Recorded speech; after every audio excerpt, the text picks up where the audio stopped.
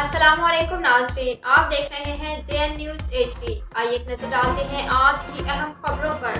Lucky Marwat inspector general jail खाना जाज खैबर पख्तूनख्वा सादत हसन ने डिस्ट्रिक्ट जेल लकी मरवत का तफसीली दौरा किया और कैदियों के सजाओं में कानून के मुताबिक 2 माह की माफ़ी का ऐलान किया। जेल पहुंचने पर सुप्रीडेंट जेल नासिर खटक ने उनका पुरतपाक इस्तकबाल किया और पुलिस के चाको चौबंद दस्ते ने सलामी दी।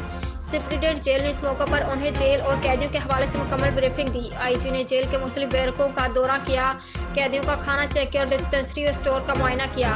उन्होंने कैदियों की शिकायत सुनी और अक्सर शिकायत मौका पर हल की।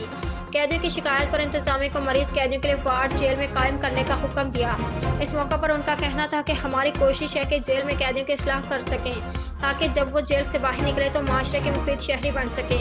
उनका मजीद कहना था कि जेलों में बेहतरी के लिए मजीद इस्लाहात ला रहे हैं। इस हवाले से प्रिजनर एक्ट 2022 भी ला रहे हैं और साथ साथ मुख्तलिफ अदारों और तंजीमों की मदद से जेल में कैदियों की भलाई के लिए मुख्तलिफ इक़दाम कर रहे हैं।